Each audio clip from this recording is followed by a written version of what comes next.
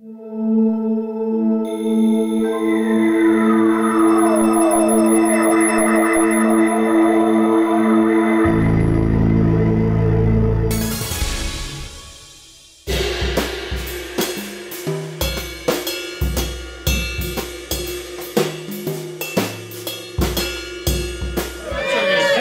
strange ritual has to occur before any poetry slam can get started, and that is a sacrificial ritual, which involves the spilling of blood, however metaphorical it may be.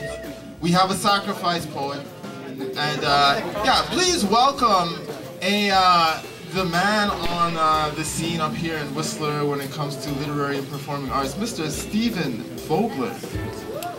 Do you want like a rhyming kind of spoken word slam kind of thing, or more of a esoteric poem about drinking and whatnot? The second one? Okay. Okay, this one's called Drinking Lessons.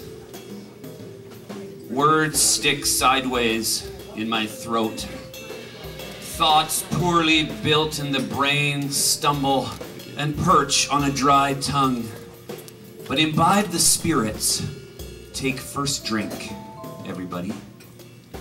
And a flow begins, originating in the headwaters where thoughts loosen and slide from glaciers of memory, recombining in purely original springs. Take second drink. Gaining momentum, pulling in all debris from the banks, all hesitators soon swept up in the great torrent of thought.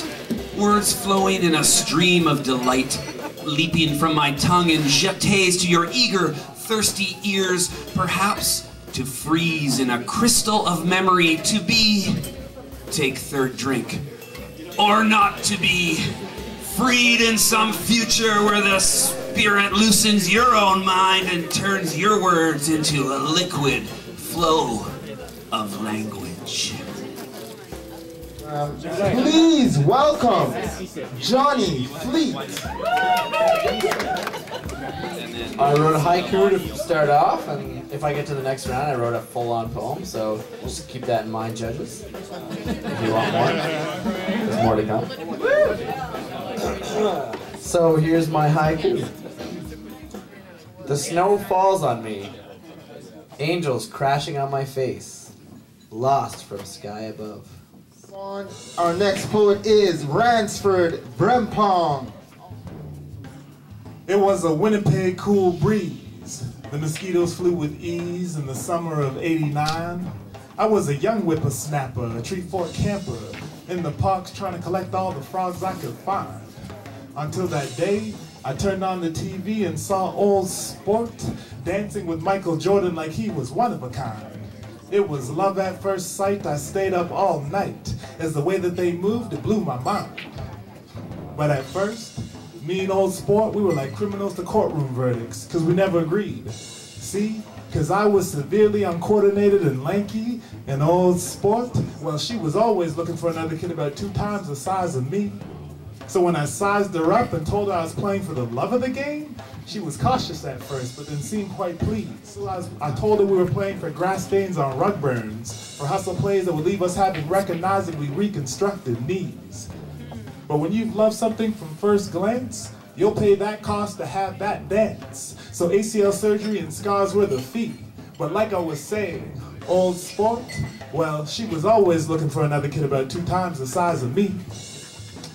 Maybe it was because I was two-timing her for that kick I got from soccer or that endurance I had with cross country. 2 times in my life, I quit on Old Sport. One time to check her, when the other I thought her chest was trying to play mind games with me. I was bored with the games, for the risk had showed that tic-tac-toe would eventually give me Uno degrees. 1 for the money, 2 for the show, 3 for no one ever telling you what to do when your mind's telling you yes, but your body is telling you no, it's over. Let's go. Let's go where? But she would oftentimes reply, I don't see nothing wrong with a little bump and grind. You see, me and Old Sport, we know there's life after death, because we seen the bright lights at the last curtain call. We heard those cheers like that place you go where everyone knows your name and it felt like home. But when you're 6'8" with a striking resemblance to predator meets giraffe, battling woolly mammoths for a career is never a good look. So we knew that life was only a long distance loan. And so like Macaulay, I called Kins and told him I'm thinking about hanging him up. I'm tired of being home alone. You see, me and my baby Spalding, we dribbled all across the globe. But as we grew older, it became harder and harder to play man to man. Well, in old sport, well, she was never too inclined to play zone. And at that very moment was when I realized it was criminal to defend or pretend, when the truth, it was vibrating in my bones. You see, when you've worked your whole life to become a Jedi, the last thing you want to do is turn into a clone. So now, I'm like E.T. writing poems and making collect calls to old sport to say, baby girl, I'm sorry. My body was breaking down, and for the past year I was out on this court with tears of a clown. Had me in dark rooms with nervous feelings, having my feet felt bound to the ground. I told you I'd play you for the love of the game. So why is it for the past year I can't seem to keep your face in frame? But when your focus shifts, it ain't always about the fame. I started seeing snapshots of 2 kids and a beautiful wife. Was I really to blame? So thank you, old sport, because without you I would have never been the same. Shot for the stars, so you will always remember my name, Ransford Brempong.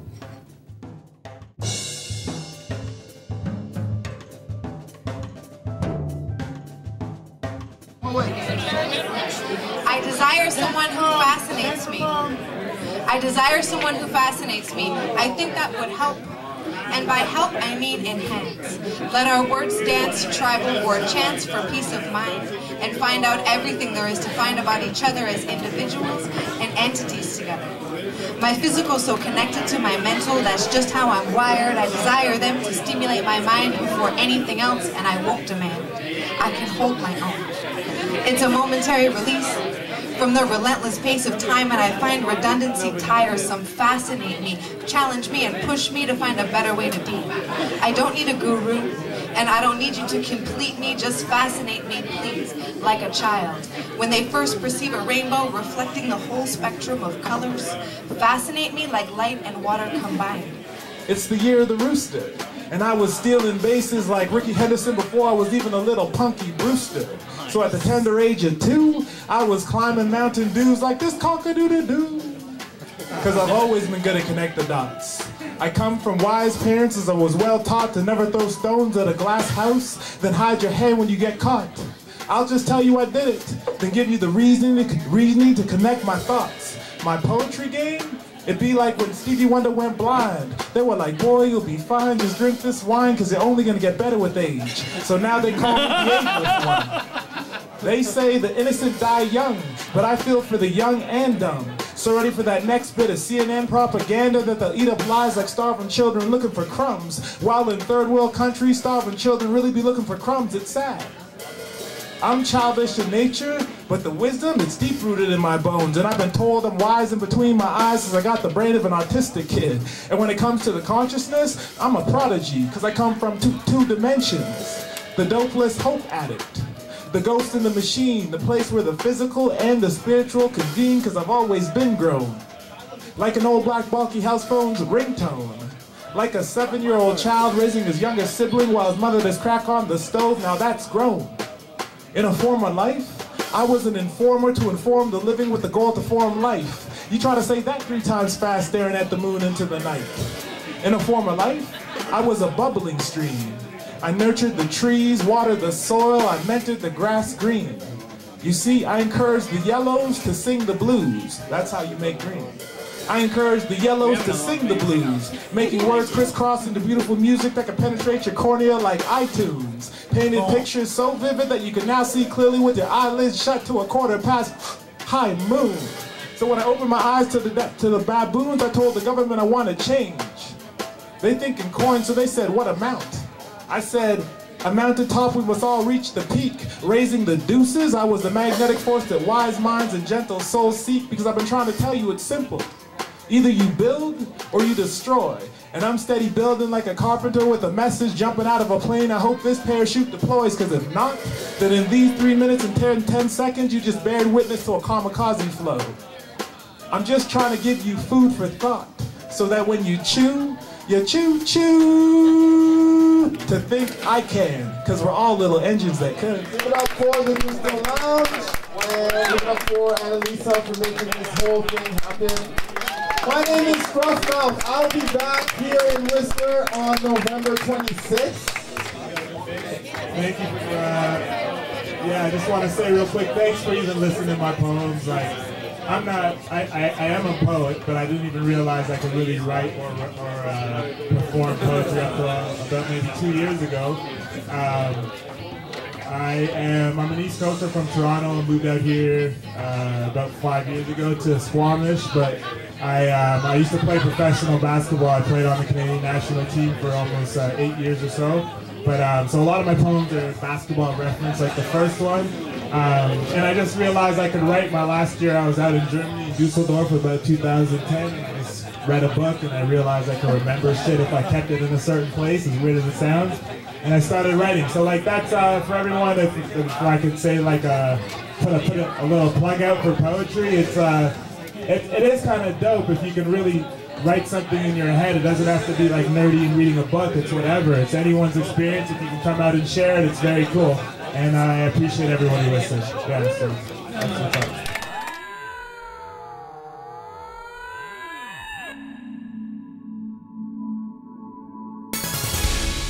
Okay, this is a poem about my cat. Here we go. I regale the story of Gregor the cat, who was gray, tough, and strong, and a little bit fat. They say his green gaze could put mice in a daze, and a swing of his paw could cleave mice in half. As the legend does go, he had only one eye. A raccoon took the other, but paid with his life.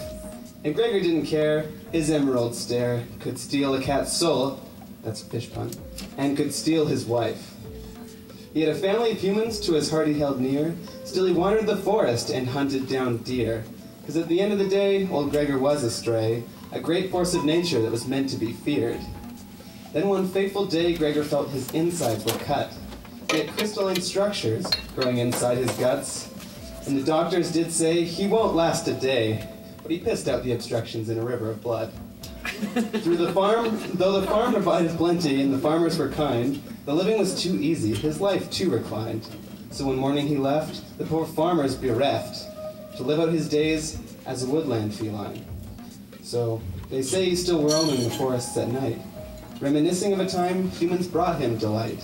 So if you see a green glint, take it as a hint. Old Gregor's got one eye out for you and your plight.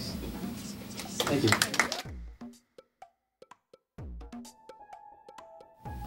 Azure sky, cloud-rimmed, presses gently down on sails limp about the windless pond.